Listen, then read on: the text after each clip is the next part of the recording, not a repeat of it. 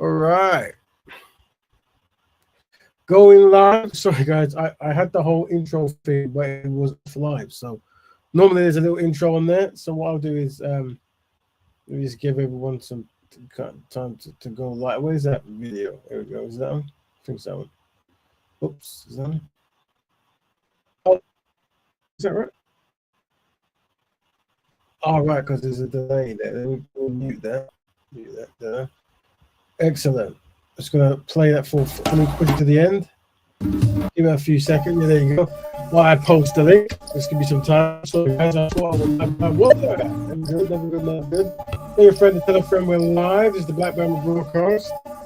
Introduce a bit all brothers and sisters in the house. What is that one? Share. We'll quickly put that there. There it is. And then we share. And then we'll go into this one.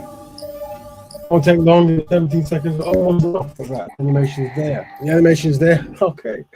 Well, the animation, there we go. Get to it. Let me just quickly see if I can jump on to. And you got to forgive me as well. It would be good if people jumped on at some point today because I'm just, my phone is, I'm at, my internet's playing up, so I've got two nets. Let me check. That one's on. That one back on? Well, it's back on there. So, yeah, if I cut, forgive me, family. I know if I use my phone, things might be slower. So if I can if it cut, forgive me. Feel free to jump in. Let's quickly see if I can connect.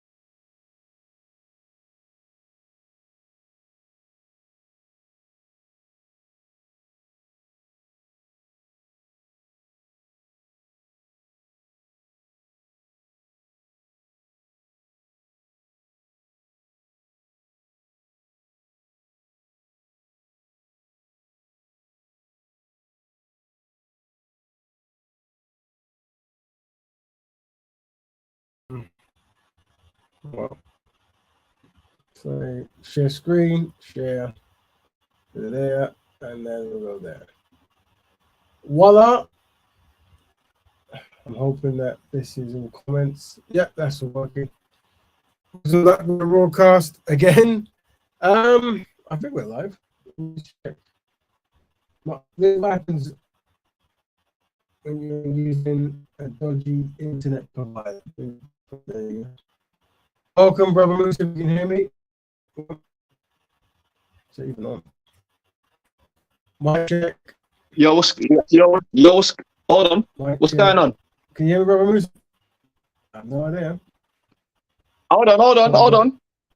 If you can't hear me, I can hear you. I can hear you, but you're not clear. Yeah. Can you hear me in the group? Can you hear me? Mike, can you hear me? Hold on.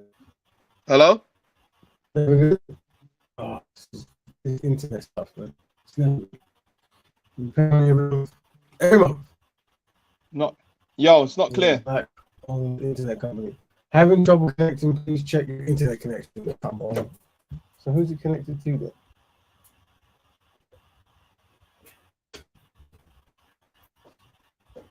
Sound not good. No. What day? Can I say? Sounds not really that good still.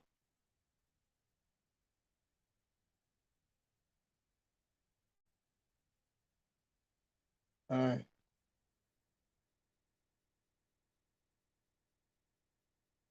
Hello.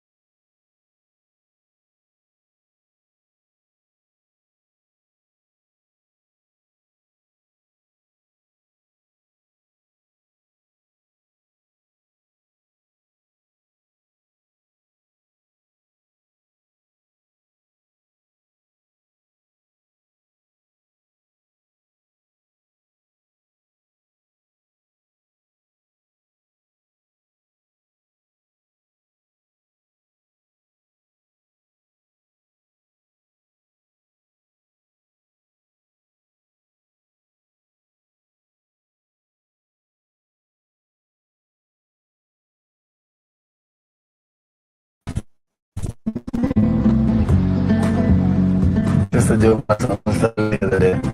It's a kid's joke, yeah. He was asking me what would I call a black woman who refuses to have kids. Crime prevention. No businesses here. Population is mainly black and the businesses are mainly Asians. What's happening? I'm off to meet Jaswan Singh Sandhu. He owns a string of small business in Birmingham. Jas is a Sikh who came to England from India. He was a boy. Today, he's shopping for his fourth car. What do you call a black Rolls-Royce?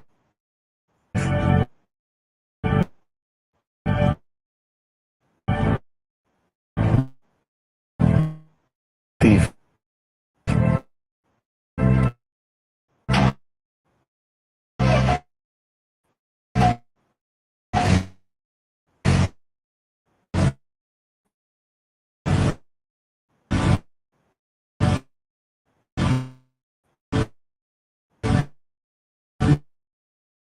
Jas feels that the West Indian community, unlike the Asians, have failed economically.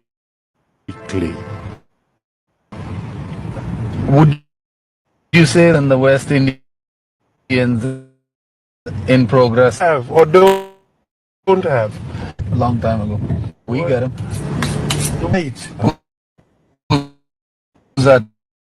The Asians? Yeah, highest percentage of heart attack. Would you rather a girl his life doing wrong? Yes.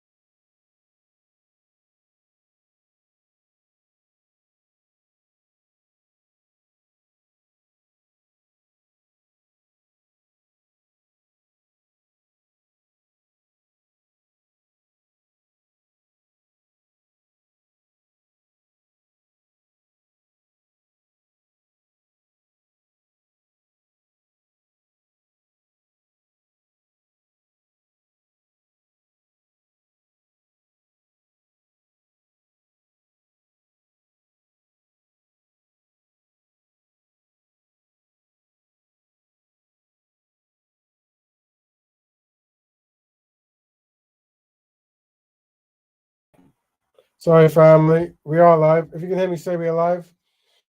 I'm going to try to keep. I'm going to try the activities very, very. What's the word? Low bandwidth. You can hear me. If you can't, say you can't. But if you can't hear me, how can you tell me if you can't hear me? So you wouldn't know. So I need support from the community to say result all on your board. But yeah, I'm doing that. So I'm doing. I'm actually tethering off my extremely slow phone while I while I try to reset my broadband. But this is a bit of problem with database. Hold on. Let me know if you can hear me.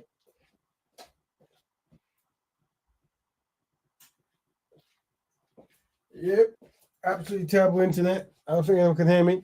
Oh, you can hear me. See, Dominic, very handy. By you communicating, I know you can hear me. You see, that's why teamwork is important. Yeah, we played a video just then. If you can hear me, that's good. I can hear you. Like excellent. So I'm going to try to keep the bandwidth small so I don't destroy it. This was a very interesting video there about Asians and the black community. But we're going to share and do the start of the show as we normally do while I present the thing. So let me find the topic. Tell your friends we're live, even though it's all on and off all over the show.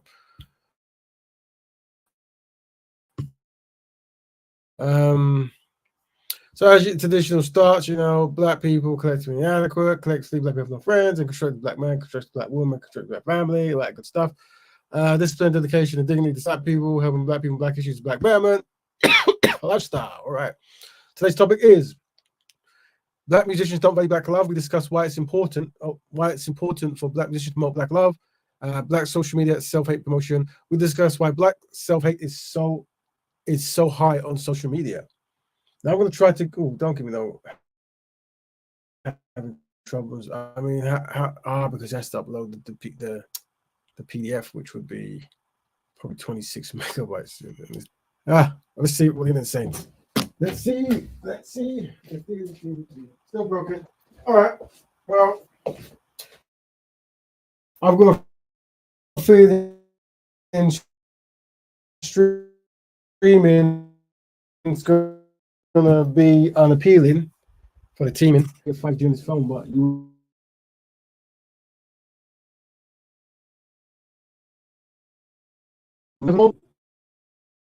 would never know.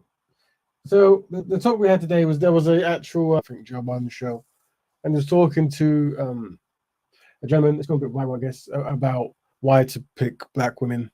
So it's obviously an ongoing topic we cover here, but we are trying to get more people to view. I was given a video by Brother Dominic, very good video, a case study on black men or black people date out, the history of it, and the facts and the data. Very interesting.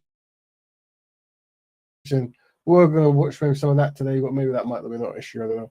And then how do other communities view black people's economic practices? We're going to look at maybe 20 years ago in Birmingham, how the Asian community viewed the black community, more so the Pakistani versus the African, but also the Sikh and the Indian. So I guess it's all the same to us. I guess Asian generally. So it's just one. And also we're going to look at self-hate. So maybe the self-hate videos can actually work. So let's just try, because they're relatively small. They're kind of small. So let's see self-hate number 1.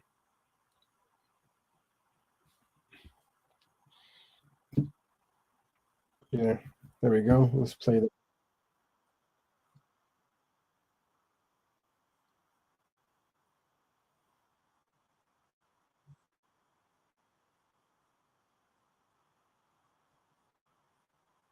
Masters are bad.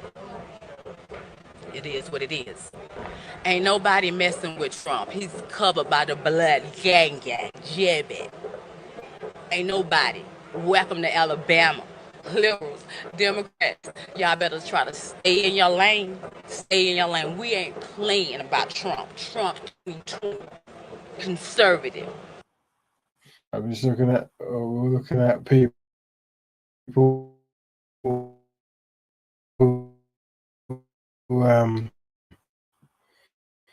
we're trying to look at black social media, the self-hate promotion. Sometimes we don't really notice it, and sometimes you have to really rework it. I don't know whose history is this. Obviously, 2 years ago or 3 years ago. I just came across some guy, an individual I follow. I see many things like this through the algorithm. But just certain self-hate that people promote, which is very interesting. One other thing that once again, once you click on one thing, you get recommended something.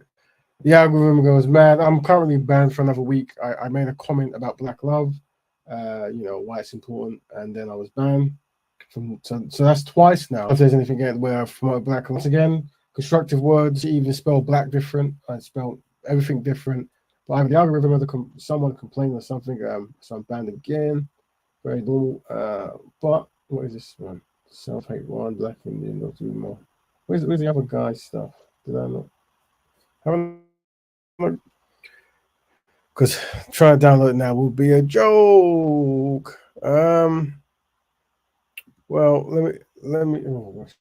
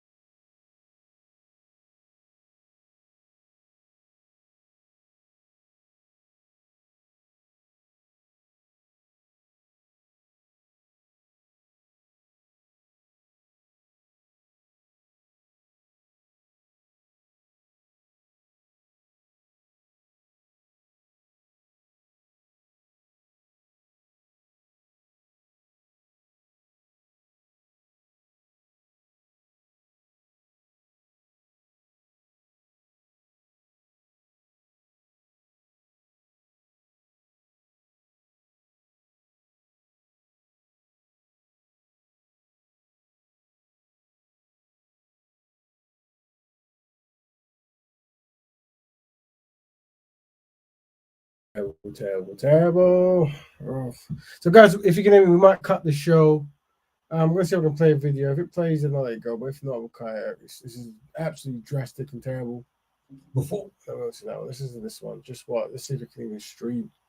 Appears on the Joe Budden podcast and made this host regret showing up for work. I know where you're going to go. I'm going to crack you. I want you to finish. Now. I'm going to crack him. I want you to finish. No, you're not. I promise you. Because you're bunny hopping. Listen. I know. The reason you should not be with her. I want you to finish your I'm going to finish. I'm going to finish. I'm going to crack this your way I muffin was. too. Go ahead. The reason. That's Ish, one of Joe Budden's co-hosts. He can be heard telling Dr. Umar Johnson, I'm about to crack you in the muffin, essentially saying, I'm about to destroy you intellectually with my rebuttal, which gives us a sneak peek into his agenda going into the podcast, which was, I'm going to show up Dr. Umar, opposed to I'm going to have a conversation with Dr. Umar, which to me is a big mistake.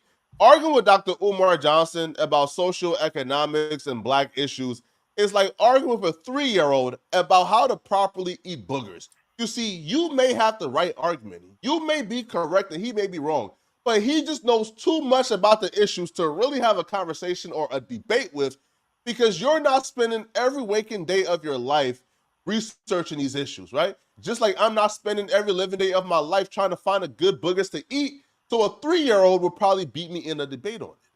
So Ish, as sometimes during this podcast, bro, just appeared lost. I think everything is based on greed. I think everything is based on superiority and trying to maintain that level. Based on greed and superiority. It's not supposed to be, and it don't have to be. But I think there is no capitalism without exploitation. Exploitation is the heart and soul of capitalism. And we're living in a hyper-capitalized capitalist society right now. Don't ride against Ish. No, it's not. That's not the premise behind it. Yes, it is. But it's okay. Watch yourself, I think that's how it's implemented today. But what I'm saying is this. And that's been since the beginning of time. Mansa Musa was the richest Black man to ever grace the face of the earth. He was not a capitalist. You out your mind. He was not a capitalist. Yes, he was. 500 on talking points I never researched, studied, or had a fundamentally backup or structure before, but I'm going to bring it up during a debate with Dr. Umar Johnson as if it's facts. And that was a weird thing for him to hang his hat on. Was Mansa Musa a capitalist? Probably not, because I don't know any dictators who would say, you know what? Let's go with capitalism, right? Let's create a vehicle for upward mobilities to where peasants can one day be kings and replace me. Let's create that system. But for some reason, he wouldn't back the capitalist point. And when he was asked to defend his point, he ended up looking stupid because he couldn't defend the ground he stood on. Yes! He exploited poor Black labor. Pause the video. Can you hear me, brother? Brother Musa? Can you hear me? I can hear you. Can you hear me? I can hear you now. I think you joined before, but I think the internet was just throwing everyone off. Yeah. It was messed up, man. Big time. I need messed a up, black messed up. owned Yeah. internet company to pay. That's what it is. So Say that again. I need a black owned company to pay because this internet provider is terrible. It's just Okay. Yes. Yeah. But thank you. I wanted to catch up with you still because I wanted to run something by you. Like this is besides the show that you're doing right now still. So we discuss that at another time. To be honest with me, with the internet, with where it is, you can ask me anything now. It'll make a better interest show because talking is. Can you hear me? With where it is, you can ask me anything now. Because talking, can you hear me? Yeah. No, I was just gonna put together I don't know. I was just gonna put together a podcast or something, but hey, it's another story, boy. Well, tell me about it. So, what's the theme about the podcast? What is it about? Well, tell me about it. So, what's the theme of the podcast? Yeah, boy. Have you got the video in the background? A few topics like. Have you got the video in the background, brother? No. I got no video in the background. So, I'm on the lag is from here. Let me just check. Yeah. Well, yeah. Tell me about it. Because I wanted you to do a presentation with the the slides that you've got and the way you put your the way you articulate your Black Betterment program. I wanted you to do a presentation like man. Introduce people to your concept. Yeah, if you want to set up any kind of program, that's in the new year though. But you know what's interesting? The video that you're playing right now, the exact video you're playing right now, I watched it. Raven, we're in a bad way, you know. Yeah. There's a group of people we're in a bad way. I watched this video, and I don't really know what to say. But I do know that there's a lot of people who believe in this stuff. What his name, the person that's sitting next to Umar Johnson, his name is Ish. Yes. There's a lot of people that believe in what he believes in. Like, yeah, it's not really. That's commonplace now. You see what I'm trying to say? That's really commonplace. When you're trying to, I'm going to talk about race, and people just look at you like you're weird. Like a lot of people believe in what Ish is saying. They don't. Yeah. See, they don't see the flaw. If you can even call it that. They don't really see. I remember big him up still, Chris Eubanks Senior. You know what he said once? He said he was raised to not see color. And I've heard many a black person use that statement. I was raised not to see color. Yes. So therefore color is not a thing. And if you talk about color, then people start looking at you like you're the one with the problem. Why are you always talking about color for? Yeah. Is that what I'm trying to say to you? Yeah. He's not. I've heard many a black. I've heard many a black person use that statement. I was raised not to see color. Yeah. So and this is go on. No, so I'm going to say I'm glad you brought it up, and hopefully there's no delay. But what it is that kind of rhetoric is what's undermined black progress. You see, because in order for us to progress, we have to seek color. We have to seek out color.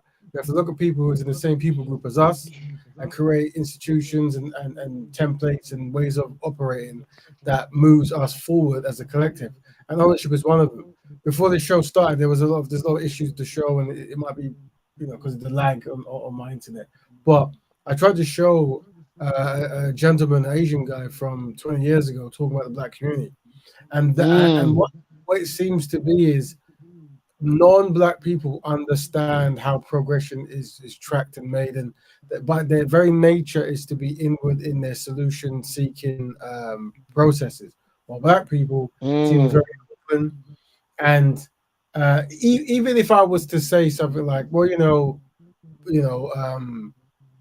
black man should marry black women, whatever it is, what will happen next is, well, the thing is, the sheer majority of black men marry black women. And that'll be the argument. And they would say, well, at the highest ratio of all men groups, no matter what country we're in. Plus, we have the lowest kind of networking and economic generational wealth plan going on. So we're trying to have a fix for all these at one time in one go. This is not the conversation we want to have. It's probably sound like a broken record now, but I think what's good about Brother Umar is hopefully he's making that talking point like a trope, and hopefully others can jump on that and make that a trope as well. I think we like family is part of the trilogy of triumph, I believe it's called. So anytime we see it promote it, for anyone joining now, 1,000 forgiveness. The internet is very slow, so the show will end very soon.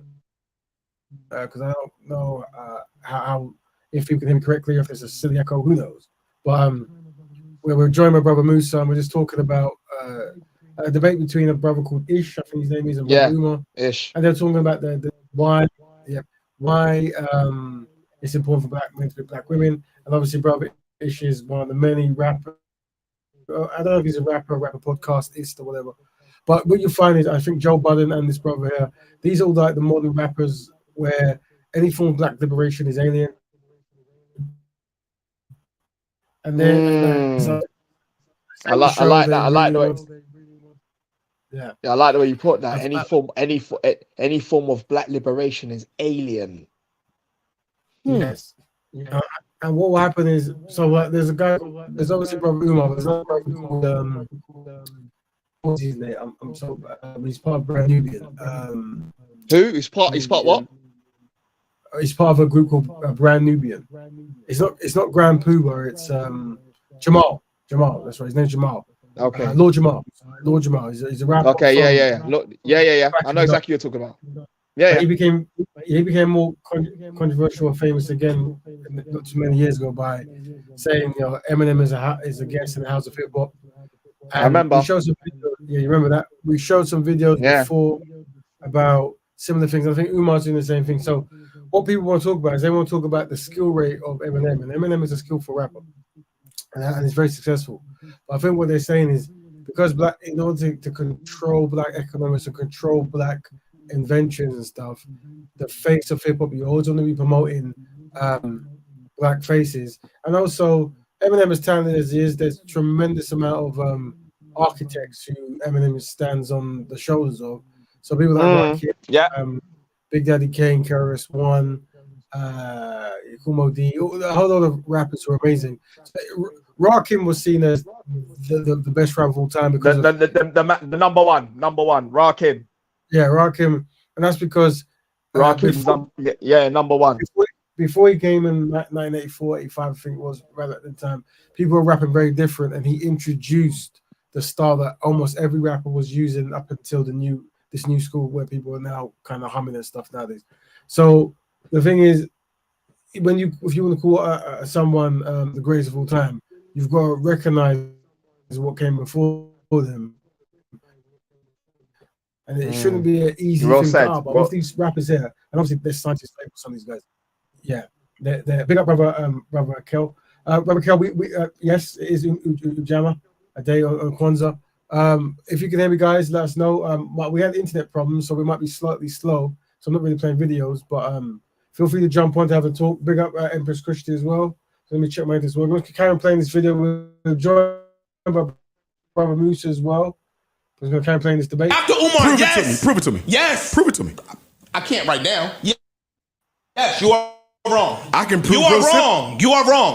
He was a huge capitalist. You're absolutely maybe the wrong. biggest you ever. Are absolutely wrong. You are incorrect. Capitalism is not an indigenous African economic system, and it did not exist at the time of Mansa Greed Musa. existed prior to Mansa Musa ever gracing the face of the earth. Greed and capitalism are not the same thing. You are correct. Greed and capitalism are not the same thing. You said capitalism.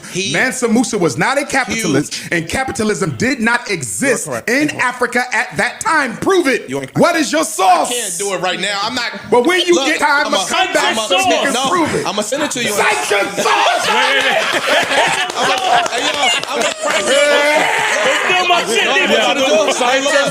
The saddest part about this argument or back and forth is that Ish is so incompetent that he didn't even realize the layup that Dr. Umar Johnson gave him. Dr. Umar Johnson asked Ish, he did. Man,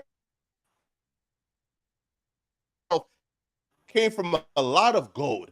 Well, guess who was mining up them golds, bro? It was poor black slaves was mining up gold for Musa, which hence made him really wealthy. Ish, being so incompetent and a nincompoop, they didn't even understand enough about Mansa Musa to really make that argument, which, again, is why are you arguing and hanging your hat on this Mansa Musa discussion, Mansa Musa? Now, at points during this podcast, Ish was just really frustrated that Dr. Umar Johnson was running laps around him, that he even stopped the podcast to express his frustrations and tell Dr. Umar Johnson he's dominating the conversation. We still elected. Hold on, can I?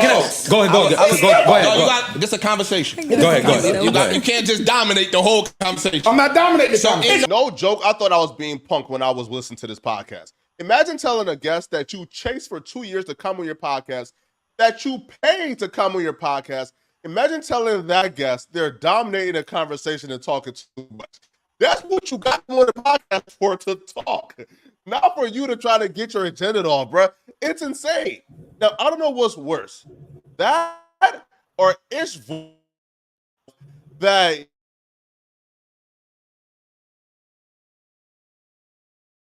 he was trying to get. Let me ask you a question. White folks don't fight. Listen to this. Let's say hypothetically. And why don't you? Because you know it's if you go reach the lick up the lips after being ignored is nasty work, bro. It's embarrassing. It's bro. I mean, those are hearing we're watching Brother Umar on a podcast with Joe Budden talking about who the best rapper is, as well as the importance of the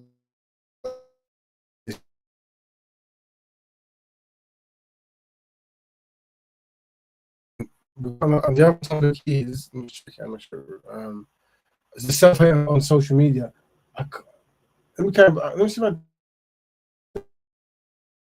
that video. Station that Ish was supposed to blow Umar Johnson out the water on, because almost everyone would have been on his side, which is interracial dating. He somehow managed to lose that debate by not being articulate enough. Something just hit me. Shoot. Are you mixed race? No. Or you're a bunny hopper? Yes. That's why you have a liberal perspective. Not true. That's not because you go home to a white woman. Yes, but that's not true. I felt this way before I met my white girlfriend. So help me understand how you could be so passionate about the black. I'm passionate. Loyalty to the black community. No, I do have. I got way more blacks than you. Okay, so help me understand that you employ more blacks than me, but you go home to a white woman. Why you don't have a black woman?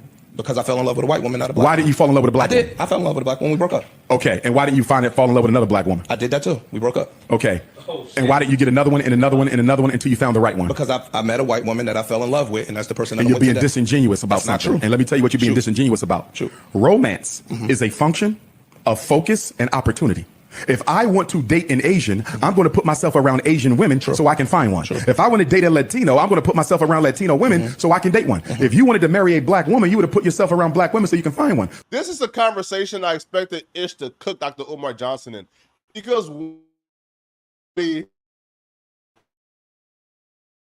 like, bro, like me talking to a white girl has nothing to do with my loyalty to the black race.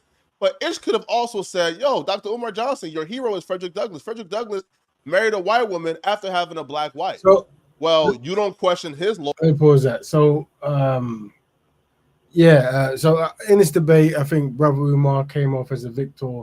And I think they're saying that it's easy to defeat the argument about not picking a black woman. And I think it's made crazy noise. It sounds like our target. Yeah, there you go. Yeah, some of the hosts are saying it as well. I think we need to kind of recalibrate how we process with this information about stuff. I think we need to really establish people are going to marry who they're going to marry, but how we describe that is important, and putting emphasis on the template of black people. And I think if I was to open this video here again, hold on, let's carry on. So let's go back to Asian versus black. Which one is this one? No, not that one. This is important. I saw it 20 years. There is a huge clash between. And very true, Brother Kel did highlight that Brother he's connected in some sort of relation to Brother Douglas. He called out that as good as the work he's done, he's still problematic that he refused to then marry a second black woman after the unfortunate passing of his first wife. So he has mentioned that. Between young West Indians and Asians. The reason I'm playing this is because it seems that other groups know how black people operate. And this is like when it comes to economics, picking the action in the black people's best interest. But when we argue and we're trying to marry into the groups and say how great they are, they never seem to step in and say, you know what, actually, we see the problematic things you're doing, and maybe you should act more like us, whatever. They just let things go. And it's just, but when you get them in interviews, this is what they actually say, which is very important, by the way. Some of it is clearly down to tribal differences. But some of it appears to be about economic success.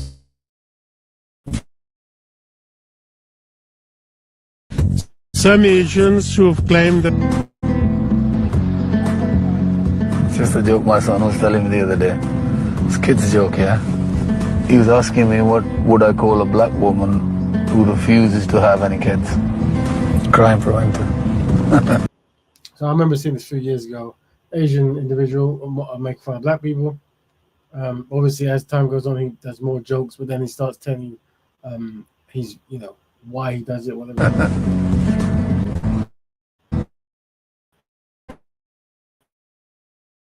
I mean, all businesses here are telling you. That's very important. The businesses are, the population is mainly black, but the businesses are mainly Asian.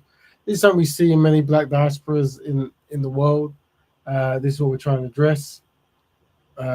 So this remember we say the trilogy of triumph is black economics, black families, and black health. So so what we're saying is with Brother Umar,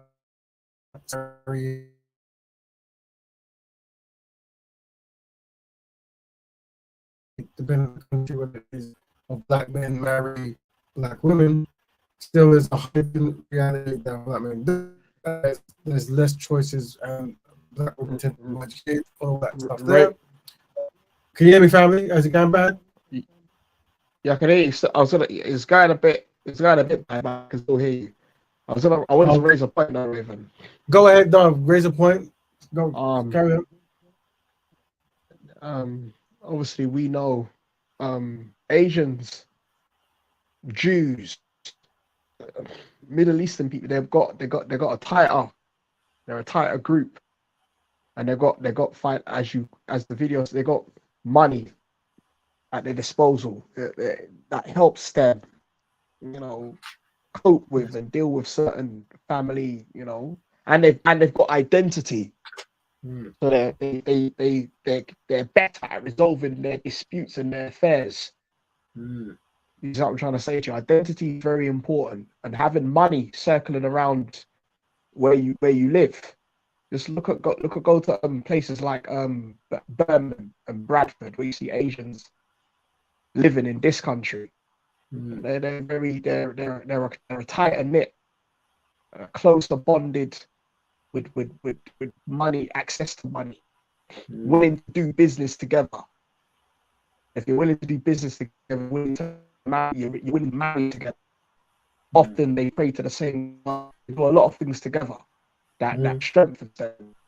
It's very.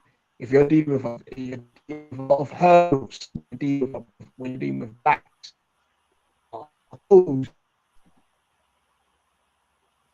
highly individualistic blacks itself, a lot of trauma. Do you know what I'm saying to you? No, it's true. That's what I was something. You're dealing with a lot. Yeah. some of these group. Hold on, brother Musa. Brother Jews Musa. and that. Hold on. I think the Go on. streaming might be making you sound like a robot. So, and I hope it's not doing the same to me. So I'm just going to press play to see if that fixes it. I'm off to meet just one Singh Sandhu. I'm off to meet a string of small businesses in Birmingham. He owns a string of small Jazz is a Sikh in Birmingham who came to England from India when he was a boy. Today, he's shopping for his fourth car. Today, he's shopping for his fourth car. Black man in a Rolls Royce. What you call a black man in a Rolls Royce? Thief. Jazz feels that the West Indian community, unlike the Asians, has failed economically. Would you say the gap between us and the West Indians in progress is acceptable? Well, I never look at what other people have or don't have. I never look at what other That's not the way I conduct my life. That's not the way I conduct my life. I'm the second generation, as far as I know, the second generation of West Indians. They did what? They quit. They didn't want to do a day's work. Apparently, the white man don't give them jobs. They quit. It's funny how we get do a day's work. But what I hear, funny how we get them. Now, family, there's the delay. Now, family, there's a delay on the stream. I don't know if it's down to Brother Moose's. I don't know if it's down to Brother Moose's TV. Do any of you have the on the background? Let me. It might actually be Musa because he's muted now. It stopped. So it might have been his thing. I think maybe because the internet is slow, it's streaming at a different pace. Maybe, but it's gone now. I think it might have actually been your. You might have had the TV on, or maybe just how it comes back. I think it's working at the moment, so that's good. Well, this is a very important video. This is just showing about. This is in Bradford, I think it was maybe a few years back, and just talking about the interaction between the Black community and the Asian community. And let me go back to see if he said anything of any. Say it again. Second generation of West Indians. People have or don't have. That's not the way I conduct my life. I'm the second generation, as far as I know, the second generation of West Indians quit a long time ago. They did what? They quit. They didn't want to do a day's work. Apparently, the white man don't give them jobs. It's funny how we get them. But what I hear is that you work from morning to night. Who's that? The Asians? Yeah. So what's wrong with that? Well, they have the highest percentage of heart attacks in the country. Well, would you rather a guy was lazing around all his life doing wrong? Who lazes around all their life? Well, I don't know. The black youths of my age are lazing around. I can't understand how does any community explain grown young men walking around at 2 o'clock in the afternoon? Don't they have a job? Don't they have anything to do? We drive around, but it's all connected to business. What Jazz is really telling me is that the West Indians Pause it down, family. I'm going to try experiment. My internet seems to be back online, so I'm going to try to switch between a faster brand and a smaller one. Hold on. If I disconnect, hopefully Brother Moose can talk out. Hopefully it won't kick him out. But let's see if I can switch between the internet. I'm going to try. If it goes wrong, 1,000 forgivenesses, family. But if it does go wrong, Brother Moose is going to take over. He will be in charge.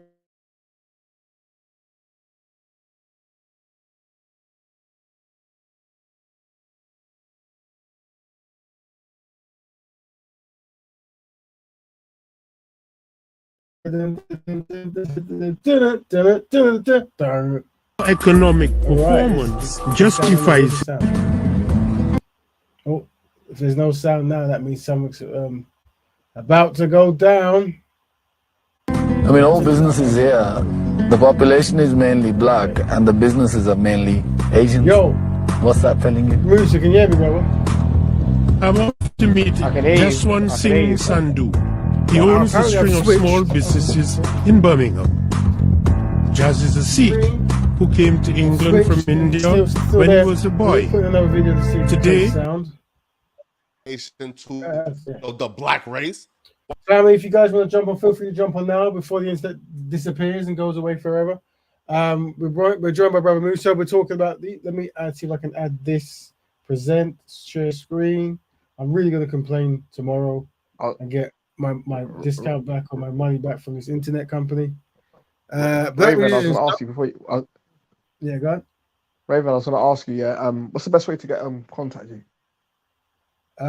Did I give you my email last week in the group? Did I give it to you? Because I don't know. I can't. Look at the chat. I did. Look at the chat. I did. Did you email me? I did message your Instagram you. Instagram. Oh, snap. Hold on. Because the thing is, if you Instagram me, was it the Black Betterment or was it Rap Raven? Raven. Let me check now then. Hold on. Because what it is the way Instagram works. I'm banned for a week anyway for promoting Black Love. But the way Instagram works is. If Are you serious? Yeah, it's the second time it's happened. Second time. Let me see if I can find. Wow. It might be requested. There you go. You said, you're high. Yeah. So there you go. Yeah, good thing you let me know. I'm going to put this as a primary. Let me follow you back. Yeah, that's what it is. Yeah. What is if, I could get a lot of, more so back in the speed days, but I get a lot of like messages from people I don't know. And I think Instagram just puts people who's not following me into a certain group, assuming it's spam. So I could miss it. But yeah, I followed you back there, brother. So any show you're doing, let me know. We'll sort it out, all that good stuff. I'll keep you updated, man. I'll keep you updated. Right, just have to be careful how you navigate the platforms that we don't own. Yeah, it is an issue. I was going to show you. So I was going to show you. It's a small video of why I was banned, but I'm trying to find a download Instagram video. Well, I bet you maybe just share. Maybe put it here and just share it, man. Maybe all this complicated stuff. Just put it there and share it. So we'll go there, and then we'll go share, present, share screen. Oh, I don't care about the cookies. Let's do that, please. Let's see if this guy talks. You know what?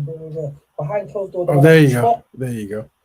All right, share. So we go share, present, present.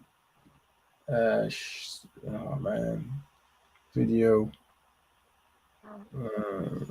Stop screen and then present, share. Yeah, finally, I see. This should be this is Wolf in white team. So let me refresh that. So yeah, this is tackling the same topic. Why that was muted?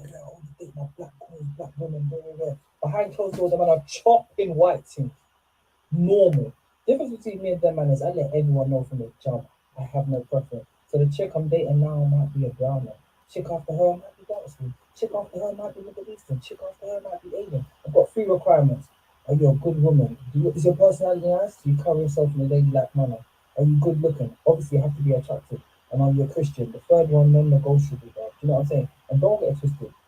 I understand why people get annoyed when they see a black man, especially with his head screwed on, dating outside his face. But my thing is raw, innit? I grew up in London, very multicultural. I'm from Northwest London, so diverse. So, I mean, the exposure to just seeing it, especially within your own family as well, I think that plays a part in it. But so anyway, it's funny. You can see the thing. I mean, because I think I made a comment where it got banned, but look, it's good to see comments here. So let me unpack. So what I'm trying to get across in this is black men who go on social media and they want the world to know that they love all women. You see, this is something when I go to a lot of those debate shows, the podcast things, all of them. If you ask them a question, what's your views on black women and stuff, they go, I love all women. Do you protect black women? I protect all women, you see? And this now, I'm seeing a pattern where black men want everyone to know they love everyone. This is, we love everyone. We black men, we love everyone, right? And that might be, once again, problematic, as what is problematic, because it's not something that other people do, and it's not asked for. And people who, and I don't follow this website, so they've paid, he or she, or whatever this is, has paid ads for me to see that this brother wants to do that. I don't know if this is a pro-black site or just a fashion site or something, but they want me to know that, and he had 3 requirements. One of them was Christian, the other 2 was be nice, and that's another thing. Culturally embedding a requirement in your kids that when you pick maybe black economics or black families is a requirement. The thing is, when you look at a lot of these brothers' eyes, they're very innocent. They don't necessarily have any ways to do anything of a collective benefit. And this is one of the things. But let me read some of the comments here. Good to see the brother says black unity is a goal. Big up that person. Bro, just own it. I do marry an Italian and make no excuse for it. Okay, okay. I date black girls all my life, bro. Was with a Jamaican girl for over 4 years. Long as happy to get. I'm hoping that was a black person, but might not be. Who knows? Date whoever you want. So date whoever you want. This is the universal thing. Don't control people. Date who you want. Don't let them tell you. I think that's so good. I think what we want to be doing is saying things like, black couples is for black empowerment. Like if you want black empowerment, we recommend black couples rather than date who you want. Put an emphasis on why we are saying things. But this is connected to our topic of, if I can find it, we discussed why self-hate is high on the social media. We also were using this video as another case study. Came across this. It came out 2 years ago. I think it was this one, self-hate number 1. Let's see if you can see it. I guess I've been trained all my life because, like I said, I'm from Slave City, Selma. It's the last slave tribe of Judah. I'm 42 years old, and I know my slave.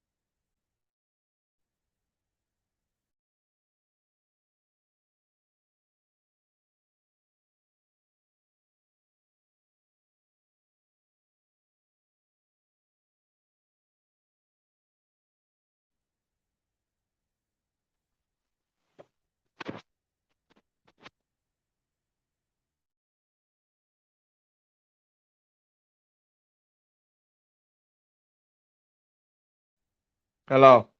Can you hear me?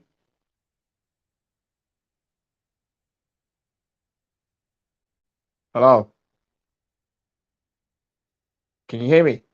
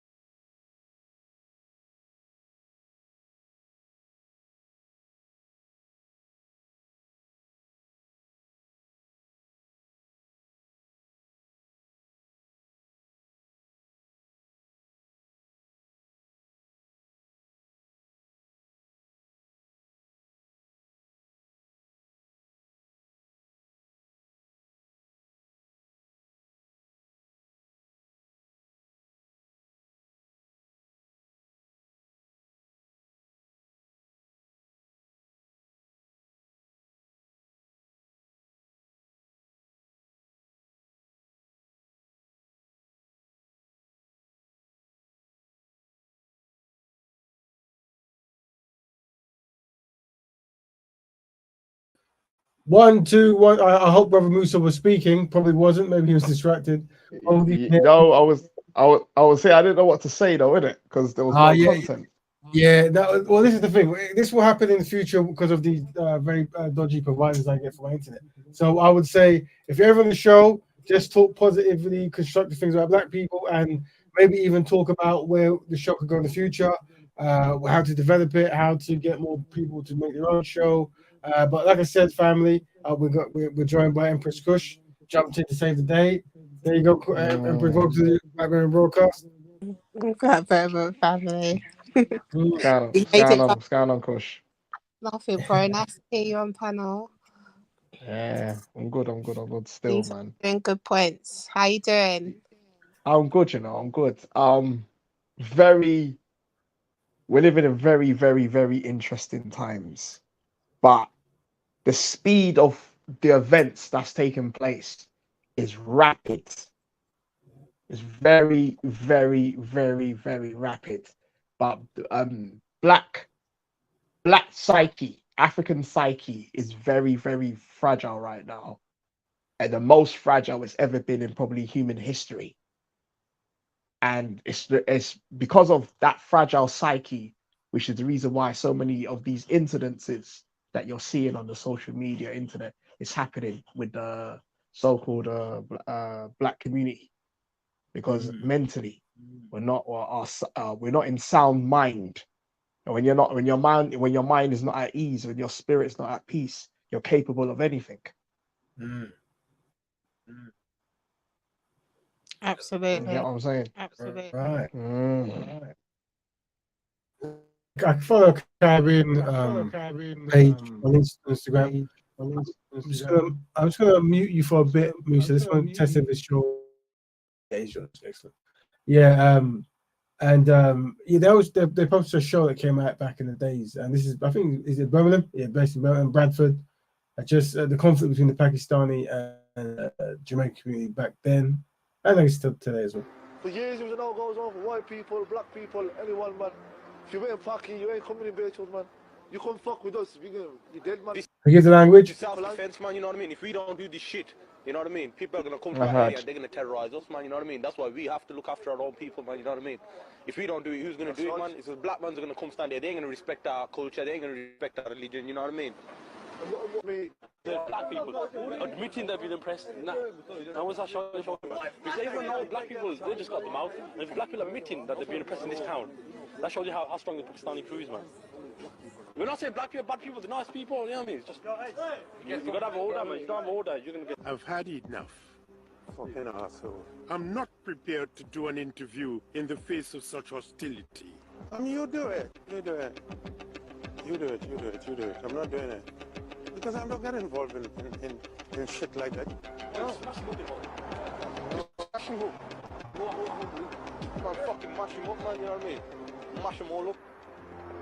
This young man says he was recently attacked by 15 Pakistani youths. What have to deal with this problem? The best way we can. Simple, you get me? The best way we can. Just fight on the way we get approached. Fight back, don't give a damn, you get me? And then we don't give a fuck. They don't give a fuck. Boys in Walsall are being terrorized by Pakistani youth. It's talking about the conflict in between the Pakistani and Jamaican community in Birmingham and Bradford in 2000s. Funny, interesting comment. I think the host, good brother there. I think it might have troubled him more because I think he's married to an Asian woman, so maybe he had an incentive to try to have the peace go between the Asian and black community back then. Don't know how successful it was. I think the show showed many hostilities towards black people, as well as very strong views about black people's economic and social choices, allegedly. But I think for me, it's always good to get as many shows as possible. I think it's positive to get constructive more so than positive, to get as many non-black collective views about black people, as well as black people doing things that no other group does, but thinking it's to win. And we can say that some of the videos I saw earlier with the gentleman saying he loves all women, and he's paid the advert for people to see that. I don't know why that would be something you pay for people to see. And obviously then the sister wanting everyone to know she respects her enslaved, the enslaver of her people. Just I don't know. I think sometimes, welcome Black Betterment to Brother Kel. Welcome to the Black Betterment broadcast.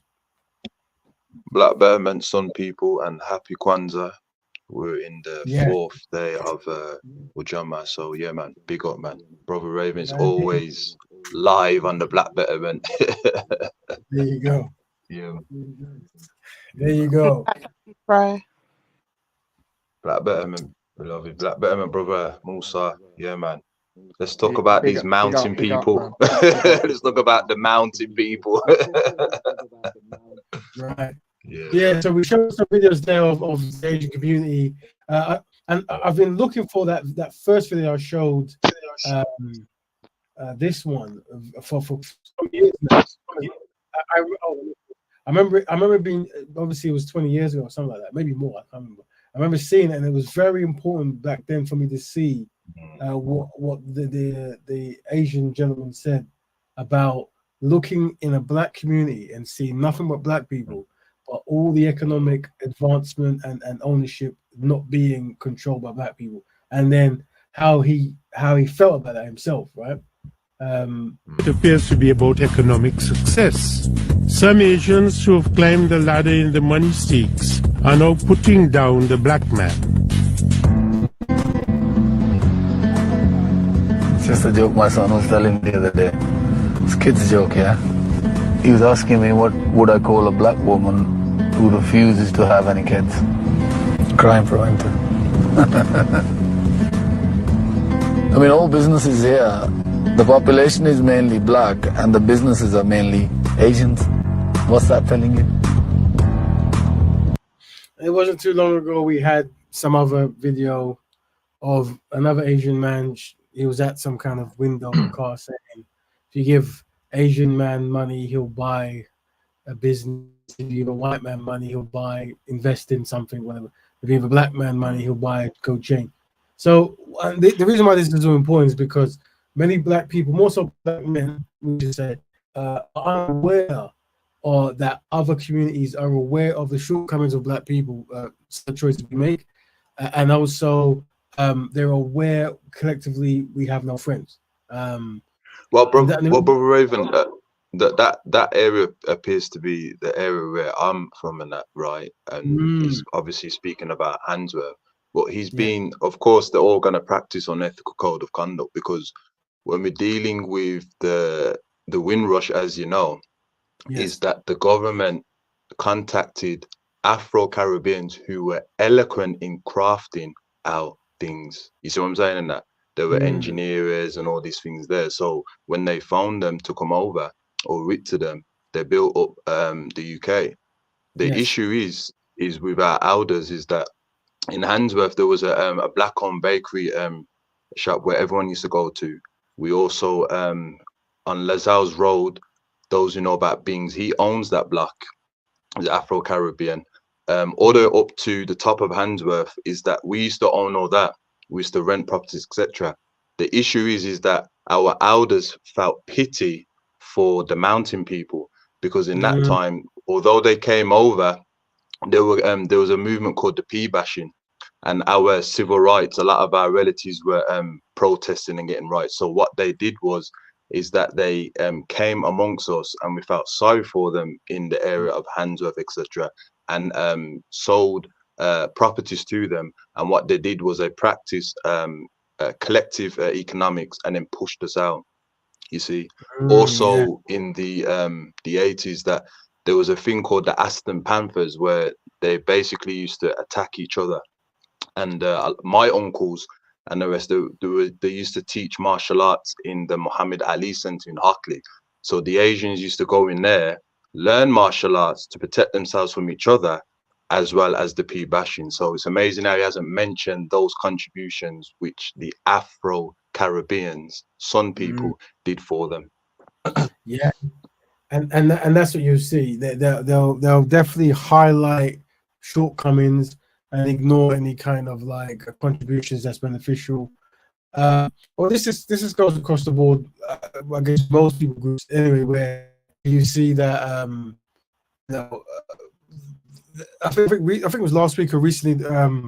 Some people were complaining that black people wasn't allegedly supporting either Jewish people, Palestinian people enough, or something like that. And like, there's this expectation that, I guess because of the history, that black people all over the world always jump in and defend and face the first round of bullets of the community groups. And I think we want to collate all these historical videos together to help get the most synchronized black people together to just do for self. And we started the show, well, very rocky to be honest. We started the show, look at Brother Umar. We looked after the video of him. It's been circulating now on Joe Budden's podcast. And him talking about, one, not making Eminem the face of hip hop, and two, why it's important to pick a black woman. And I think, once again, rappers don't understand any of that. They don't understand political movements. They don't understand economic structure. They don't understand teamwork. And I think this is what the reason we show other people groups, doing what they're doing is because it shows that they do. And one of the education we want for and we can't educate all black people. Some people have to be left behind. It's just nature how it is, right? But we're just demonstrating using case studies that this kind of unity you're fighting for and paying YouTube subscriptions to make these statements and stuff, they won't be fighting for you. But once again, the change will come from a small few who cling together to practice black Betterment. And we do these broadcasts to find that small few. Well, we have these videos to keep us on track, to make us remember that black people have no friends. And that philosophy will keep you going very strong. If you can remember that and just try to find ways to deliver that in a constructive way to other black people, then hopefully you can trigger something and get the most beneficial response from brothers and sisters. But you find that many black people are dedicated to self-destruction and are not even knowing it. And if you're part of the pro-black community, and the most biggest question is, can you date a white woman and be pro-black? Or does pro-black mean you hate white people? Pro-black doesn't mean you hate white people. If this is the main topic, then that shows you that our own self-determination isn't at the heart of why certain people are doing something or looking up something. And that's why you need to have a dedicated few.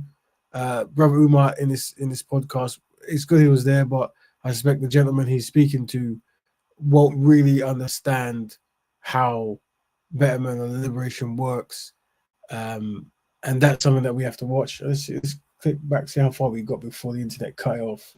If is it even still there? Oh, that's right. It cuts everything, doesn't it? Well, you know what though, brother, I do like the way how Brother Umar shuts them down when it comes to the non-Africans. Because I remember in the past, Brother Raven, and I want the audience to excuse me for this, you'll get the unsynchronized sun man will tell you that the ice woman has a posterior like the sun woman. You understand what I'm saying? And then they'll put them high above and all these foolish things and that, and it's just fantasies. You know what I mean? So I do like what he did though. Still, I do like that. Something I was going to draw attention, and I noticed it, and it's something I want to keep a note of, is whenever you're talking to black men in public podcast settings or just group settings or online settings, and the question is asked, do you protect black women or do you love black women, whatever it is, I want us to notice the speed of which the response is, I protect all women, you see? And this is important because it's like, it shows you that there's this kind of like control that black men feel like they have to spread everything they do with everyone, or maybe even the black isn't worthy of dedicated love or dedicated protection. It needs to be called out, and like I said, I was getting algorithms all day, so I had to, I made comments got banned as usual. But it's something that it should be a thing. I know someone was what's that? What is that? Is that my? Did everyone hear that? My internet, my PC's talking to me now. Working on that. What's going on? I don't know if you guys hear it. My PC's talking to me. I don't know if you heard that. It's the new times, Brother Raven, man. The AI is coming for you, Brother Raven. You told me. Well, Jerry, ban me from my own Ghost of the Machine. Literally, you know who's not on their list now, boy. Wow. The rise of the machines, Brother Raven. The rise of the machines. Crazy, man. They're crazy. But let's listen to see where they're at. the show. Let's see where we got before the show cut. Oh, let's so what? I went to a white college, white job. I never bunny hopped. Listen to my question. Dr. Umar Johnson has Ish right where he wants him. Because instead of Ish saying, I'm dating a white girl because I want to date a white girl, Ish says, I'm dating a white girl because in races, there wasn't enough black women there for me to find one. This is obviously a lie, right? Like, bro, like you live in Jersey or New York, bro. There's enough black women there. But the argument shouldn't be, yo, I'm dating a white girl because there weren't enough black girls around. It should be, I'm dating a white girl because I want to date a white girl, and that has nothing to do with my loyalty to the black race. So Umar Johnson is just intellectually running a race around Ish, and he's trying hard. So a lot of these new pro-black and pan-African alleged like shows, I've seen a lot of them, and some are very good here and there, but this argument between can you be pro-black and dating out, whatever. This is obviously the dividing topic. I think how we review that and how we talk about that is important. What I say, just to make it easier and less anxiety, is you lose the title of pro-blackness if you don't marry a black woman, right? If you choose not to marry a black woman. That doesn't mean that you don't do beneficial things to black people, but we're saying the title you can't have. I think that's a very reasonable request. I think that makes sense. I think us not knowing that is very weird, but that's because, you know, our ancestors or the generation above, as good as they did, there wasn't too many young ones who followed through. So now there's this gap between ideologies, a gap between beneficial behaviors.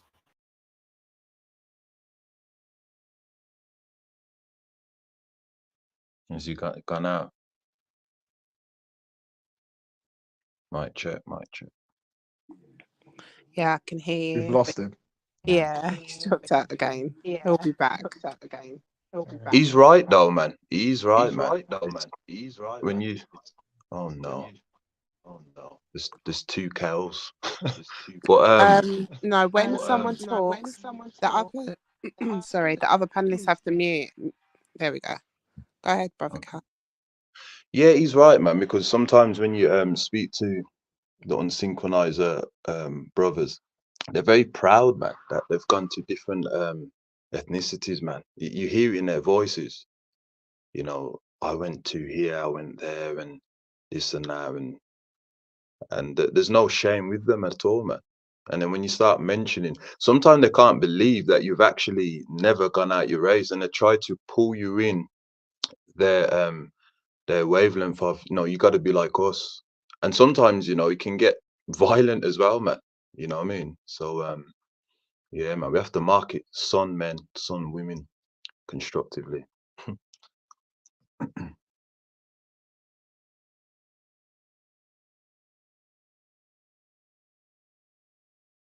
Yeah, I agree. I think the interview with Dr. Umar and Joe Budden, I think it's behind the paywall, so you have to watch the full part on Patreon. So I've only, unless that's not the point, if that's not the case, then someone send a link so I can watch it. But that's what I've found out so far when I've been looking at it. So I've only really been seeing like clips.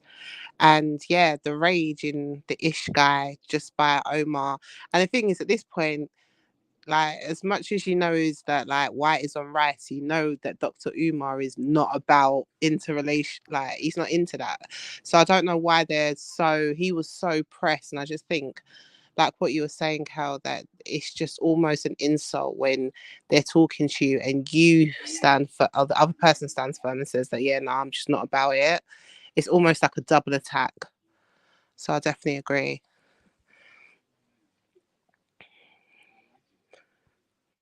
Just more of the same, really. Yeah. I mean, sometimes, when I was at like college and uni, etc., and that, sometimes the non-African women, they will approach you and, you know what I mean, they'll kind of talk to you a certain way and ask you certain things, and, you know, and you have to like be honest with them and like, have you sorted out the racism? And, you know, I prefer to be with, you know, black women.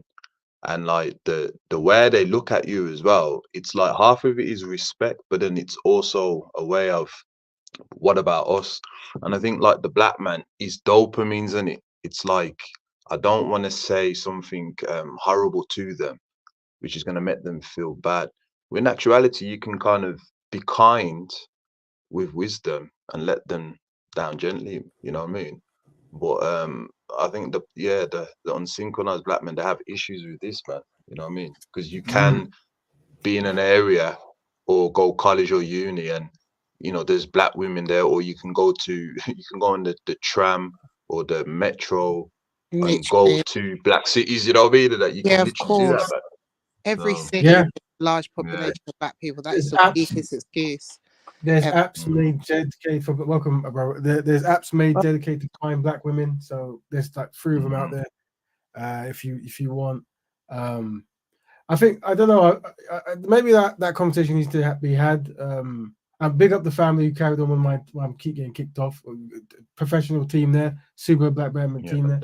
Betterment, There you go. I think yeah. Maybe like read that. Like I don't know why there's any pushback for Brother Umar.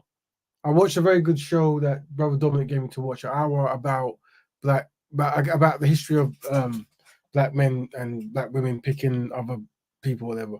And it was interesting.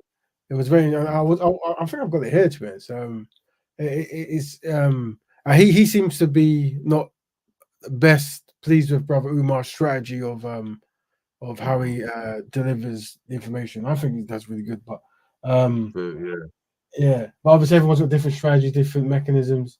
I think what he was saying was social media plays up the amount of things that's going on. But he did highlight as well, one of the challenges is obviously Europeans not agenda, but you'll see more. You won't see any couples on TV, constructive ones at all, and that is something that you're not seeing representation. I think for me, this concept of representation is interesting. I think all black people should have it in their mind that the media, if it isn't owned by black people, you're not going to get any representation that is of any value. So you have to go without until you do for yourself. You have to accept that this is not our medium. It's not our media. So we have to start from scratch and then build up and then be black Betterment led. So you have shows and stuff. So you have shows and stuff. Brother Musa, if you want to speak, you can. You might have some delay. So if you want to speak, you can. You might have some delay. So we'll. I was just gonna say, you're only as strong, and I really believe this. You're only as strong as your identity. Identity is the identity's foundation.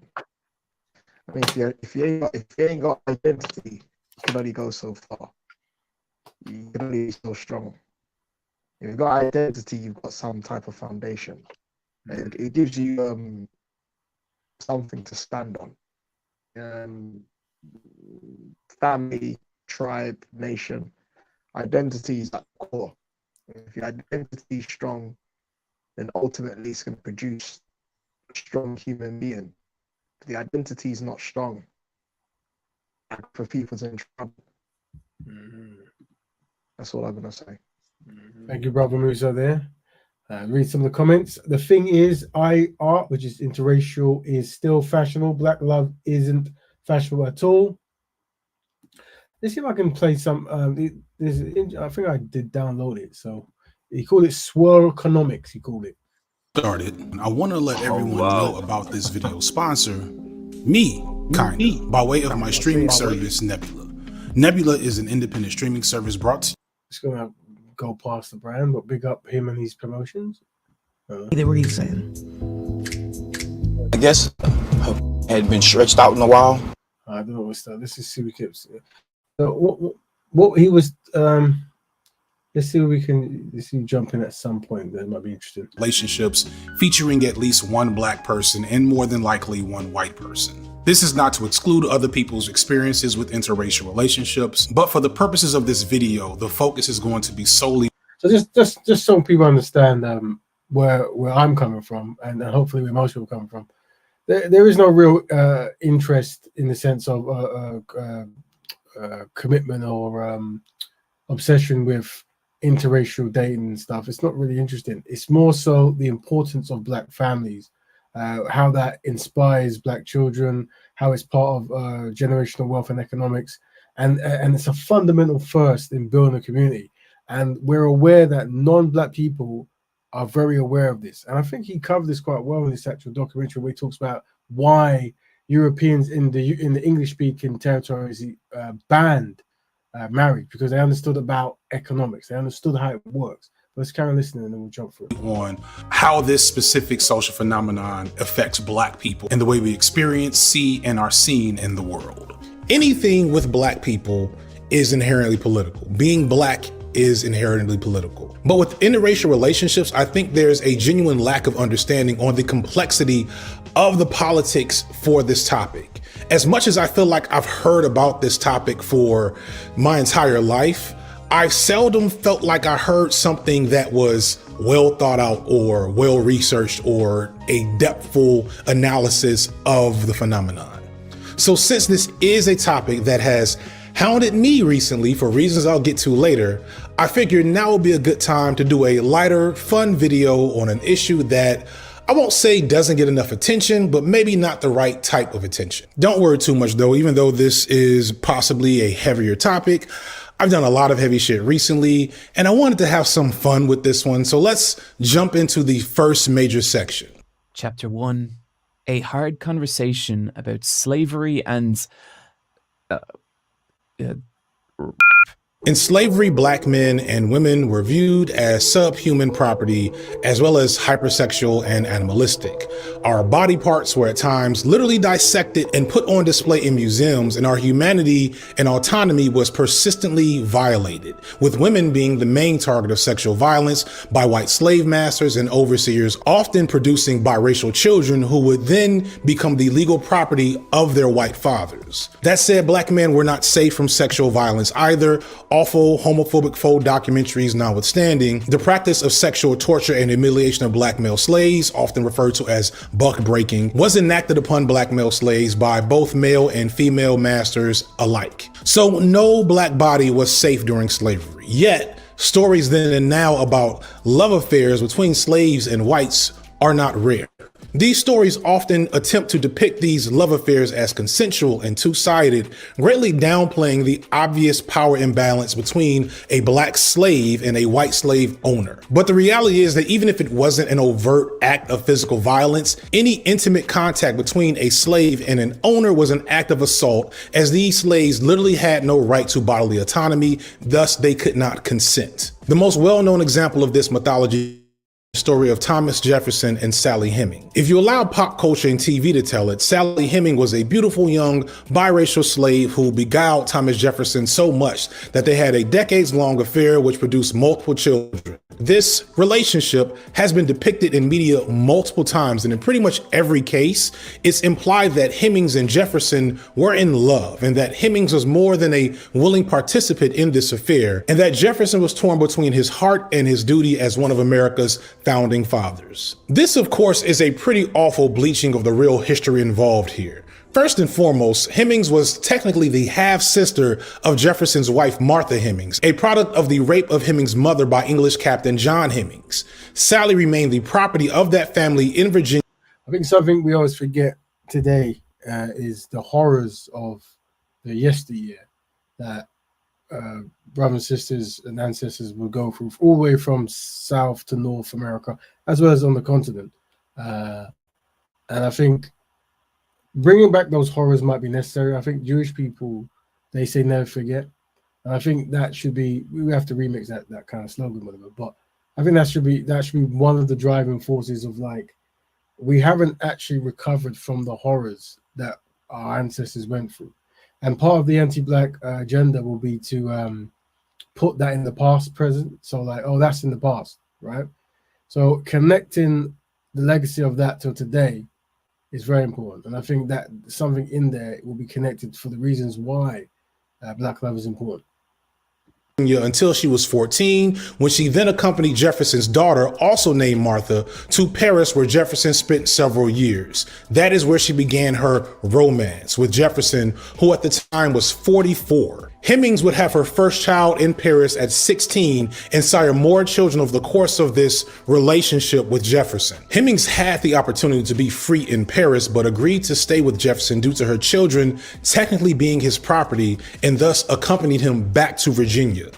Ironically, even this romanticized, bleached version of the story was never told for a long time. It's very important as well. This is Thomas Jefferson, beloved by European people.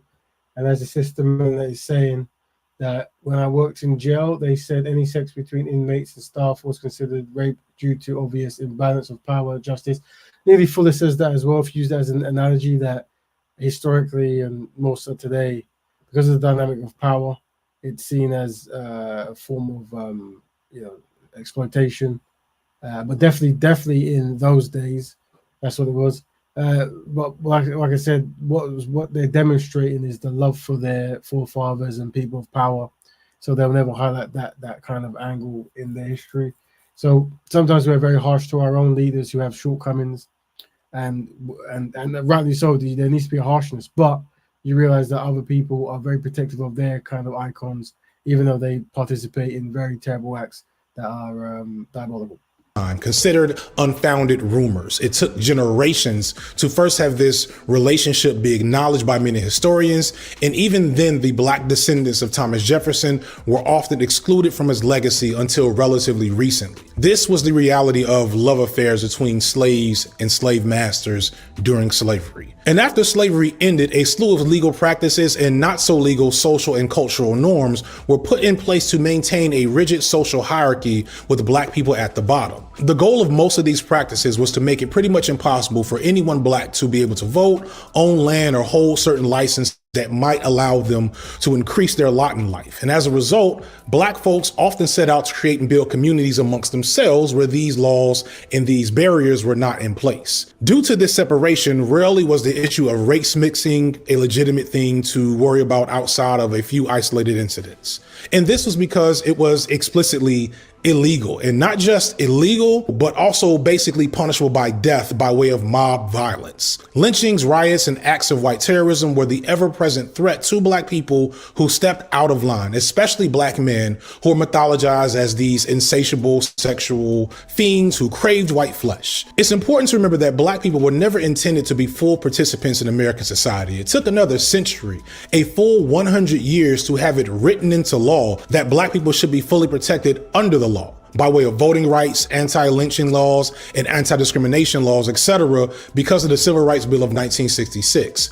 But even then, miscegenation or interracial relationships were still explicitly illegal until 1968. Anti-miscegenation laws were in place for the purpose of maintaining that hierarchy, to give a white monopoly on property rights so that the state could literally dissuade and punish the few white men who did want to take black women as wives and share their wealth and resources with them, which might create a situation down the line where black people might have legal rights to land ownership and capital that was expected to be permanently possessed by white people. The issue has never been about love, but about power and the role that racism plays in maintaining power. The core conflict of black people in is the same as the core problem of pretty much everything involving black people, which is the historical and persistent impact of racism on every facet of black life, including who you love and marry. In fact, especially who you love and marry.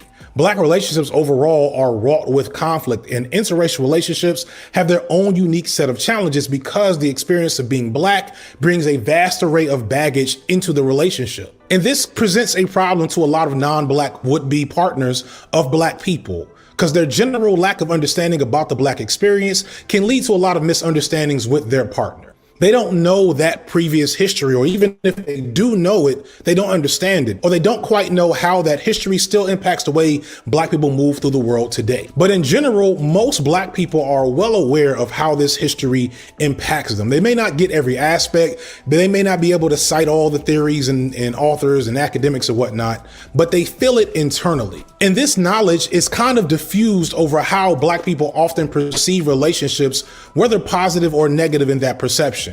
They're asking, is he with her because he values whiteness over everything? Is she with him for economic viability? Is he going to treat her right or exploit this power imbalance? Or Do these folks just love each other and want to live their lives? In a perfect world, that last sentence will be the only one that pops into my brain when I see an interracial couple. But unfortunately, the history of racism in this country and the way that interracial relationships have often come into conflict with the Black experience makes that impossible. And all of that starts with the experience. Just over there, there's a very long documentary. It's like 1 hour and stuff. So, you know, big up him. He goes into the dynamics between Marcus Garvey and W.E.B. Du Bois. I should really give his link, to be honest. Brother Dominic, what's his brother's page called again? Just so I can send it to. I think you mentioned at the beginning, so you guys can check him out. He's definitely opinionated, brother. But he's pushed a lot of work together to go through stuff. I know about him still. Yeah, he's very good. He's very good at what he does. What I like around this part of the thing when he was talking about characters, I think it was, let me check it out. Really representative of interracial relationships. And things get even worse when you take the extra step of just looking at the nature of some of these relationships. For one, Hollywood constantly acts like darker skinned Black women don't exist. So half of the Black women in the sample are lighter skinned, which erases dark skinned Black women. And the opposite is true for Black men. Again, another video I did in the description kind of gets into this. There's a surprising amount of queer representation, which I wish I could be happy about, but almost all of it is interracial, as if you can't be Black and queer unless a white person participates. Like, I just knew Orange is the New Black, a show with a very queer and very diverse cast, would have some Black queer femme couples, but I didn't see any. I don't remember any when I thought about it harder. And then some of these relationships are just fucking kind of bad. We got a serial killer and his wife who dies of cancer early in the show, from what I understand. This lovely Black woman and her philandering on again, off again husband.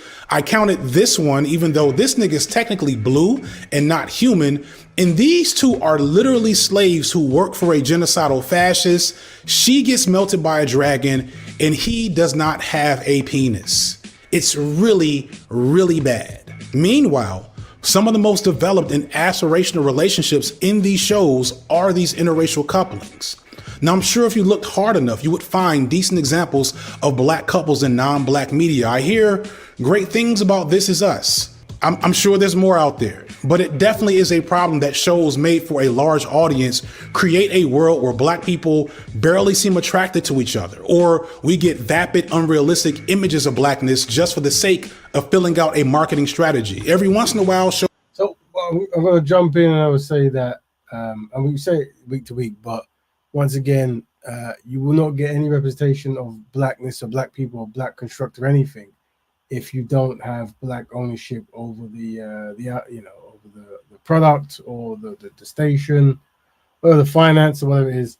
And that's why we try to recommend teaching at a young age pro-Blackness, Pan-Africanness, B1, Black Betterment.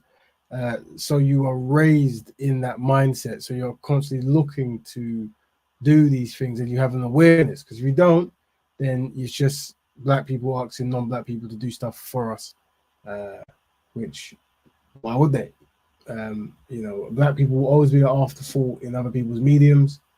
There's always quotas to fill, so it's something to remember. But we'll stop it there. So, family, we're joined by Empress Kush, Brother Kel, and Brother Musa. Today's talk. Oh gosh, everything disappeared because of the reset. Man, this way. Yeah, let me see. There we go. That's fine. There you go. So, am I running off I'm on my phone now. I am. Yeah, cool. Black musicians don't value Black love. We discuss why it's important for Black musicians to promote Black couples. Black social media self-hate promotion. We discuss why Black self-hate is so high on social media. And a bonus topic was, how do other communities view Black people's economic practices? We looked at some old 20-year videos from Birmingham and Bradford, just about the interaction between the Asian and the Black community. We have Brother Kel, who was there and gave us live feed of what was happening and the behavior patterns. And I think the conclusion was, as it always is for us, collectively Black people have no friends, and teaching that is important. So that's why we do go on a lot about Black coupling and families, because it is important. And I know many black women might not be best pleased for me to say that, because Black Betterment is an holistic solution. We have to look at the needs of every individual. So, because black women tend to have their head screwed on more than black men when it comes to understanding how families are important and how it's built, that's why we emphasize on educating black men the value of black love, and we have to then use the needs of black women, because you cannot go past a member of the community when you're trying to find solutions. Everyone has to meet their needs. So when you see Brother Umar on these shows, I think it would be necessary to say, well, there's the needs of the black community, see, and whose needs get dealt with first. Every man on this panel is rich because you have a wealthy or doing well because you have a highly promoted show, and yet when I ask you guys who you're with, the majority of you are not with black women. So that is how you demonstrate that there's an issue. And once again, I've been banned for promoting black love on Instagram, and I was banned because a gentleman paid for an advert to let everyone know that he loves all women. So a black man paid Instagram to make an advert to make the world know he loves all women. This is a very interesting thing. It's the You world. see, brother, when we're dealing with the existence of the black man and the black woman, if we go back to the Nile Valley, we know that, Osiris is the foundation of water, which represents the black man. And Isis is the foundation of the earth, which is the black woman. So all these non-Africans understand the significance of the black man and the black woman, bearing in mind, brother, the whole existence of humanity started with black love. So the black woman's chakra, as they know, if we go into the Igbo system of the Unwa Oroshi of the moon, you see, they understand this divinity of the black woman, the Awanu of which represents the son of the black man in regards to that spiritual system. It's all about us, brother. So the moment you kind of remove that and put them in there's an imbalance in the spiritual system. You see, so when the black man is going with a non-African woman, what happens is he doesn't become vertical no more. You see, he becomes a down slope in his mind. And this is why they're promoting these things. And we have to always remember, man, like to promote the correctness of how we need to be. It is war, and it is going to be difficult. But it's political science again, isn't it, man? You have to use your marketing skills against another marketing skills, So. Yeah, and that's why it's thanks for that, brother. Very good insight. And that's why we have to listen to what people are saying publicly and give our community the proper rebuttals, because behaviors that don't work in black people's collective best interests have been heavily marketed and have become the default. So just being constructive and for your people will get you banned and ridiculed and turned off. Also, before we get, I was invited to 2 shows last week. A lot of the brothers are in the comments, so they're reviewing. Very interesting shows. One of them I didn't necessarily know what it was about, to be honest. But thanks for the invite to the brother there. I'm sure I'll find that as the weeks go by. But one of them was a brother who came in. He's given up on black people. He said he lives in Africa now. He's born through African parenting, raised in England, and then for some reason interactions with black people he disconnected, and now he wants to just be as close to Europeans as possible. I did go on his show, and I spoke to many brothers and sisters from Africa who go to his show, who don't necessarily agree with him at all. But they're big up to those brothers, all the constructive work they do. But one thing I want to highlight, and it's this concept of like how to interact with other brothers and sisters in the world who are doing constructive things or trying to do. Let's use the term trying, right? Because what I find is it's almost like an early stage competition where you go, here's what we're trying to do. And then it's like the complete tear down of what someone's trying to do, as opposed to, well, that sounds good. Or have you heard of this? Or maybe I can help with that. Or have you thought about doing this? And I think educating people when that's happening, it's happening now, bro. See, like with this brother's come to the show. He says he wants to help black boys understand, how to be healthy or whatever. And you're tearing him down, and you're trying to belittle his attempts, but meanwhile not offering anything or adding anything to it. And this is something I see all across the world, whether it's England, Canada, Africa, Caribbean, I see it all over the world, right? And this is learned behavior. In the video we just showed before, the brother somewhere along the 1 hour piece mentioned that unfortunately black people have been trained to hate black people. So in the sense of watching the media, watching the shows, all this kind of stuff, you can be a black person who has been trained to be self-sabotaging, and we won't even recognize we're doing it. So we need kind of methods to actually highlight, oh, by the way, brothers and sisters, you do understand that we're self-sabotaging at the moment. And maybe what I'm going to start introducing is role play.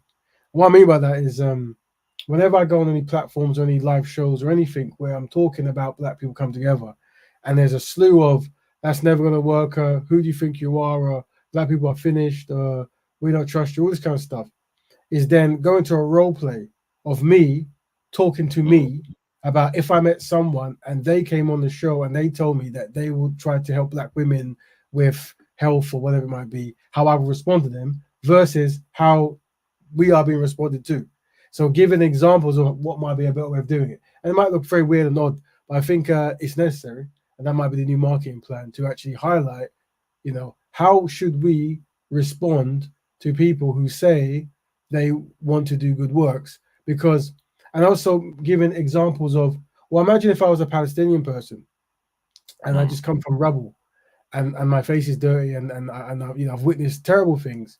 And in that environment, I say, I want to make sure that Palestinians are protected from this. It would be very odd to see other Palestinian people like just go, oh, you're foolish. I don't trust you. This ain't going to work. You think they'll go, praise be to you and all this good stuff. This is what we need. This is the spirit. Even though we're facing many challenges, you still want to stand up and be triumphant, this kind of stuff. But with black people, we've been trained not to do that. So I think there's a lesson to be done of how to train brothers and sisters to think in a positive way. I would have thought, Brother Raven, that as human beings, you can be in a persistent pattern of doing things subconsciously without knowing. So the fact that we use buzzer words of this is unsynchronized, it stops that pattern. And I've noticed in my everyday life, as well as of course in yours, you would know that when you do that, it stops them in their tracks. Why am I unsynchronized? And then you can explain it. So if we're doing that in panels, or if we're doing that in our business, whatever we're doing, this is unsynchronized, then that will kind of like wake us up. And then like the fact of the meaning, the opposite of synchronize, and we turn it back to unsynchronized and what it represents. It's a humiliation with the mind that you do not know how to operate, like how the long hand operates with the short hand on the clock. And then the African starts to reflect and say, well, this is an inadequate type of mindset. I don't want to be labeled as this because I'm so intelligent. I've got all these things, but I'm lacking in that. It goes against our ego, brother. So the buzzword of unsynchronized is definitely very effective, if that makes any sense. It makes perfect sense. And that's what you're doing. You're tapping into something. I think one thing, very good advice there. One thing I'll say as well is when you come across brothers who might become very aggressive, change it into a competition. So usually, maybe, especially talking about love and dating and this kind of stuff.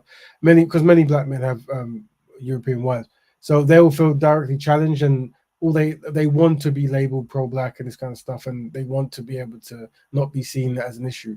So I think when you get there and the high anxiety goes, I think at that point, you want to talk in a way where you can say, well, you know what? Here's how I see things. I want to talk for the collective best interest of black people. So let's make this conversation about that, innit? So if you need to be better than me at sewing or handsomeness or having big shoes, you have it. It's yours. But it doesn't really bother me because I'm not here for me. I'm here for the collective benefit. So I'm talking about templates that we're promoting. Not necessarily you. It's more we're talking about political concepts, not personal concepts. We're just saying that what template are we putting forward, and do you and are you upholding those templates? And that's really what it is. We don't want any arguments, we don't want any anxiety, but there should be a way that works at the highest best for Black people collectively. So we want to identify that, and that is, do Black men marry Black women or non-Black women? Which is better for the Black people collectively? Do we start Black businesses or don't start Black business? Which one is better? So you just highlight these simple things and try to keep it on that kind of path. Let me check this one time. Okay. Don't forget to like and subscribe, family, if you're listening. We want to give thanks to Brother Kel, Sister Kushti, and Brother Musa, who my internet is exceptionally dodgy today. And they've kept on and kept the crowd updated with information, which is amazing. Hopefully, I will ring up this company tomorrow and just demand my money back. I'm sure they won't give it to me, but I shall do that. But yeah. Yeah, it's Isology attacking the Sun connection, Brother Raven. There you go. It's what it is. I mean, they're really good with the my word. The Anglo algorithm banned me from Instagram again. Soon they'll ban me for life. I'm sure of it. You get too many bans, you don't come back. And this was me saying, be constructive and marry a Black woman is a good thing. I think it's something like this. I can't remember. And that was too much for the Anglo algorithm. It's gone. It's too much because they feel left out. It's because they understanding it like, wow, before us that was how it used to be. And I've noticed that with the non-Africans, man, it's all ego when it comes to the economics, etc. They have they believe in an entitlement that you should do things when we tell you, and it's very sad, but that's the mindset of the non-Africans, unfortunately, which we fail to realize as some people, man. Very sad, man. I think that's important. Every brothers and sisters say, I've got allies and friends and this kind of stuff, is to highlight, well, how comes they're not in this conversation? Then that you are better to focus on yourself. Really highlight that. Like right now, we're now in this forum arguing about helping them and not helping ourselves. But why isn't no one stepping a hole in brothers? We're doing really fine. We just saw a video where a man was allegedly saying, look, we own all these businesses in your community, and other videos saying similar things here, there. So why is it that they don't step in and go, you know what, you're right, why don't you just focus on yourself for a bit? This shows you that Black people have no friends, and this constant trying to appease non-Black people, and I'm equating that to what's in this video of a brother letting the world know that he dates all types of women. Yeah, very peculiar topic to pay for. I don't know why you pay for that, but maybe there's clicks in that. But but once again, the change comes from a small few, and that's another thing. When brothers come up to you, when you promote anything of a form of unity, many brothers and sisters might be very aggressive towards you, and they'll come and they'll say, oh, why am I going to do this? Why am I going to do that? Who do you think you are? You can't control me. When they do that, what you do is you remove the footing from them and you say, no, we're not talking to you directly. We're talking about the open door elite. We're looking for people who practice utility and unity. And obviously it's not you. You've jumped over the wall to tell me why you never want to help Black people. So we can't be working with you. Matter of fact, if someone brought you here, that it would be completely unsynchronized and we wouldn't be best pleased because you're demonstrating that all you want to do is sabotage. So you need to go back and work on yourself. Meanwhile, we're gonna work with the open door elite and do stuff. When you take people out of the equation, that's when they start feeling it, right? And then when you actually put a benchmark, and you let them know that you do not hit this benchmark, that's where their tone changes. You see? So it's like someone comes to you and they go, I will never join what you're doing. You go, well, you don't qualify. It's like a man from the street running into a science lab and saying, you're never going to make me be a brain surgeon. They go, but you're not a brain surgeon. Like you don't. Why are you even in here? How did you get past security? It's that's how you want to be thinking, right? They don't qualify, but they can do. One thing we never do. We never want to turn our back. We never want to turn our back fully on Black people. We're going to say that we can't work with you directly, but we will help you via pro bono and osmosis. Change the world so your life is better, but unfortunately you will not be in the boardroom discussing it because you haven't displayed any form of constructive synchronization when it comes to Black people progressing. And this is one thing that in the future we're going to re-look back of let's look, if we look at this video here of what this woman is saying, right? Because this essentially is the mindset of so many brothers and sisters. Let's listen to how she words things. I guess I've been trained all my life because, like I said, I'm from Slave City, Selma. It's the last slave tribe of Judah. I'm 42 years old and I know my slave master. Not many people can say that. Mr. T.H. Willis, may he rest in peace. Not all slave masters are bad. It is what it is. Ain't nobody messing with Trump. He's covered. So you look at the sister's eyes; she's clearly gone through a lot. So we don't want to, be Yes, merciful of to you. course. Yeah. And just like when we looked at the other gentleman, the other guy, when you look at little brown sisters' eyes when they're being unsynchronized, you see they're genuine. They're not. Very few of them are plotting and scheming. They generally believe, the stuff they say. And I think why did Raven take your? I don't know what that means. Yeah, they generally believe the stuff they say, and that's what it is. And I think this concept of having to qualify, and you're going to see me in the future times being amongst many speakers, maybe from Speakers Corner in a meeting, and just say like, the thing is, brothers, you guys just don't qualify. You like, I'm here talking about making black institutions, and you're still arguing, can you not marry a black woman? Like, you're still there. Like this one step backwards mentality you have isn't going to work when it comes to the open door elite. So you're going to be hearing me use that term many times. The reason is elite makes black people feel very upset because it means that limitation, people can't join, and then people get their backs up, and that's what we want. And then we go, well, if you really want to join, you would, because it's an open door, but you don't want it. And that way we play with intelligence. You see, when you use intelligence, people are usually dumbfounded and or they know what's going on. So we use these things. But we want to give thanks to Sister Kushli, give thanks to Brother Dominic for the video sent, give thanks to Brother Lisa for jumping on. We're at the end of the show now, and even though we had a bit of a rocky beginning, the brothers kept it going. So we give thanks to them and Black Betterment to all. Any last words from the panel? No, nothing. Boy, next year I'm very excited, very optimistic, very positive about ventures that I've got going on, and just watch this space and truly, man. Well, if you go, brother, when you get your things set up, if you need any help, just give us a call and we'll sort it out. Yeah, I'm just trying to be optimistic, progressive. I'm not trying to get caught up in the well, there's a lot of negativity. There has been a lot of negativity, especially at this present moment. I'm just trying to see the light at the end of the tunnel. Like, it's with faith. With faith, I know that I will and we will get there. Brother Kel? I would say that hopefully next year, if we all participate in funding some of these workshops, Brother Raven, you know what I mean? Because this Black Betterment organization is very effective, brother. So perhaps, God willing, next year, and sorting out the security as well, Brother Raven, if that makes any sense, man. It does make sense, yeah, definitely. Yeah. All right, family. Until next week, Black Betterment. I'm going to be very busy for a couple of weeks, so the shows might be more just live and people jump in. I'm not too sure yet. We'll see. But either way, Black Betterment will continue. So until then, Black Betterment to all, and to all Black Betterment. Black Betterment. Black Betterment, man. Happy New Year. There you go.